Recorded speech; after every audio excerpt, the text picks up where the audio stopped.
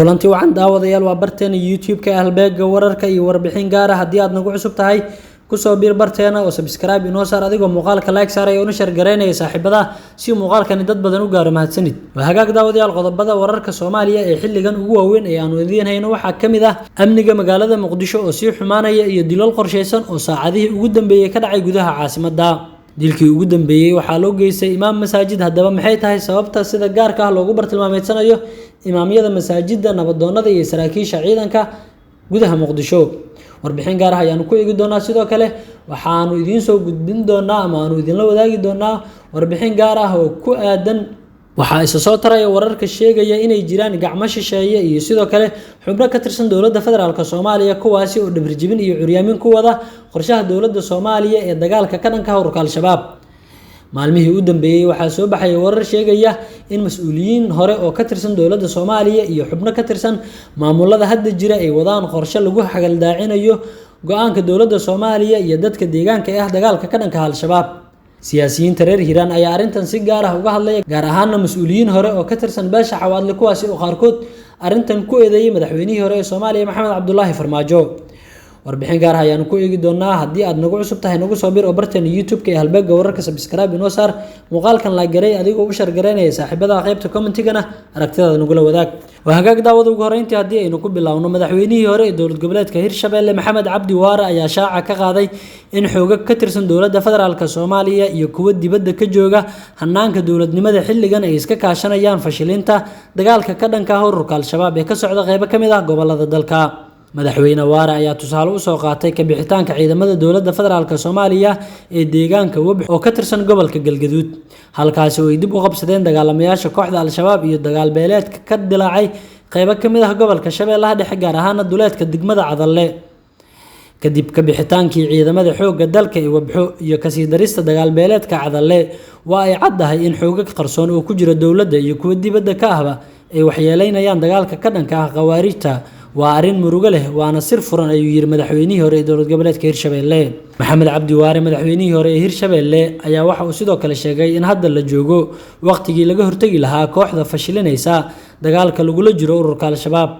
madaxweyne Waare ma uusan magacaabin kooxdan uu tuhmayo balse toddobaadyadii aynu kasoo gudubnay waxaa jiray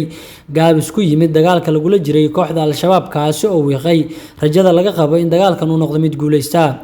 madaxweynaha Soomaaliya Xasan Sheekh Maxamuud oo ay ahayd inuu dagaalka hogaamiyo isla markaana uu dhiirigeliyo shacabka iyo ciidanka dawladda ee isgarabsanaya ayaa waqtigiisa ugu badan waxa uu ku bixinayaa safarro dhanka dibadda ah kuwaasi oo badankood aan micno badan ugu fadhinin Soomaaliya inkasta oo safarada qaar loo qiildayi karo sida kii ugu dambeeyay ee uu ku tagay madaxweynuhu dalka Eritrea halkaasi oo ay ku sugan yihiin ciidamo Soomaaliyeed oo tababar ku maqan in muddo ahna warkooda la la'aa haddana madaxweyne Xasan Sheekh waxa uu galayaa kuwa kale oo aan micno badan u sameynaynin shacabka Soomaaliyeed sida shirkii cimilada ee ka dhacay magaalada Sharm el-Sheikh ee dalka Masar oo ay wasiirada dawladdu uga filnaayeen inay ka qayb galaan ama ay ku matalaan Soomaaliya dad kale ayaa waxa ay qabaan in madaxweynaha Soomaaliya uu shirkaasi kula kulmayay madax dhowr ah kuwaasi oo wax badan ka tari kara qorshaha dawladda ee dagaalka ka dhanka ah ururka al-shabaab dawladda Masar ayaa la rumaysan yahay in xiriir wanaagsan ay la leedahay dawladda uu hogaamiyo madaxweynaha xilligan ee Soomaaliya Xasan Sheekh Maxamuud iyadoo looga in xiriirkooda kala dhaxeeya dawladdii hore ee madaxweyne Farmaajo ahaa mid gaabis ah maadaama dawladdaasi ay saaxiib dhow la ahayd dawladda Itoobiya iyadoo loo yahay in Itoobiya iyo Masar uu ka dhaxeeyo dagaal iyo muran dhanka biyaha webiga Nile ah si kastaba ha ahaatee madaxweyne Xasan Sheekh hadda isbedel degdeg ah ma sameyn karo isla markaana ma caga dhiganin xaaladda dalka waana adkaan doontaa in laga adkaado ururka al-shabaab dagaalka lagula jiro ay qabaan qaar kamid ah khubarada dhanka amniga dhawaan wasiirkii hore waxbarashada xukuumadda Soomaaliya ahaana xildhibaan qaran oo reer Hiiraan ah Cabdullaahi Goodax Bare ayaa waxa uu sheegay in madaxweynihii hore ee dalka Maxamed Cabdullaahi Farmaajo iyo xubno kale oo ka agdhow ay wadaan qorshe lagu curyaaminayo dagaalka ka socda qaybo kamid ah gobolada dalka oo ay ugu xoogan yihiin dagaalada ka socda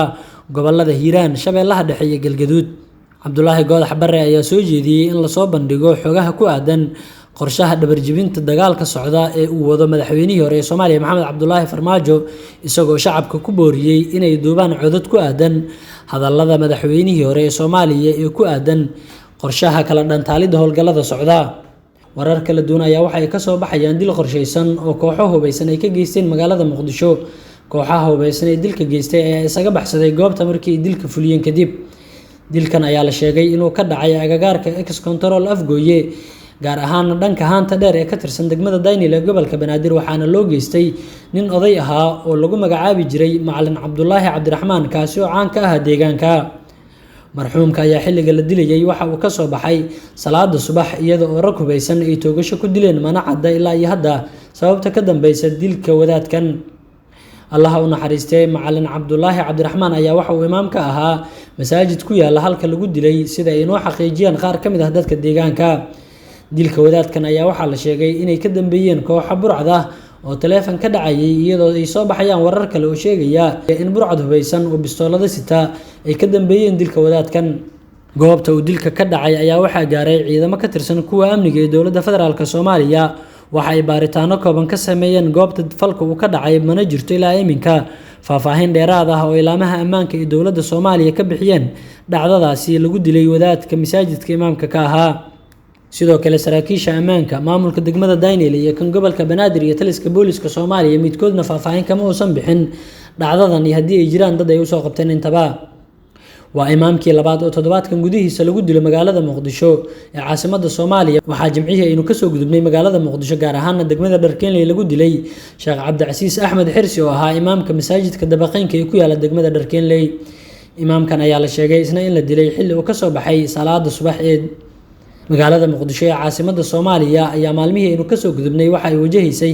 xaalad dhanka amniga ah kadib markii ay kooxda Al-Shabaab culays xoogan soo saareen gudaha caasimadda iyaga oo ka jawaabaya dagaalada uga furan jihooyin badan oo gobolada dalka ah. ciidamada dowladda federaalka ee Soomaaliya oo garab siinaya kuwa deegaanka is abaabulay ayaa dagaal dhowr jiha ah oo gobolada dalka ah waxay ku qaadeen ama ay la galeen ururka Al-Shabaab dagaalyahanadooda waxaana dagaalada ugu adag ay ka socdaan qaybo ka mid ah gobolada Hiiraan, Galgaduud iyo Shabeellaha Dhexe oo deegaano dhowr ah Al-Shabaab gacantooda laga saaray. si kastaba ha ahaatee dhacdooyinkan ayaa waxay ku soo aadayaan iyada oo dowladda federaalka Soomaaliya ee maalmo ka hor soo saartay digniin ku saabsan amniga magaalada Muqdisho iyada oo sheegtay in Al-Shabaab ay qorsheynayaan weeraro ay ka fuliyaan caasimadda dalka. dilalka qorsheysan ee ka dhacaya Muqdisho ayaa waxay noqdeen kuwo isdaba joog ah waxaana maalmihii ugu dambeeyay Muqdisho ka dhacay dilal dhowr ah iyadoo korneel ka tirsanaa sida la sheegay militariga Soomaaliya lagu dilay degmada Daynil ee magaalada Muqdisho. sidoo kale nabadoon caan ka ah degmada Kaaraan ayaa lagu dilay gudaha degmadaasi mana jirto ilaa iminka dabagal ay sameeyeen ciidamada amniga iyo sidoo kale cid ay u soo qabteen falalka amni darro ee ku soo badanaya magaalada Muqdisho. amnigeeda ayaa dhawaanahan waxa uu ahaa mid isa soo taraya kadib markii ciidamada ammaanka gaar ahaan booliska gobolka Banaadir iyo nabad sugiddu ay sameeyeen howlgallo wada jir ah kuwaas oo ay ku bacsanayaan burcadda dhaca geysata ayaa weerarada iyo sidoo kale kooxaha abaabulan ee falalka amni darro ka geysta magaalada Muqdisho. wararkii ugu dambeeyay ee Soomaaliya oo aad xilligan kala socoteen barteena YouTube-ka ee halbeega wararka wanaag inta haddii aad nagu cusub tahay nagu soo biir oo dhiirigelin ay noo tahay waad ku mahadsantahay la socoshada wararkeena.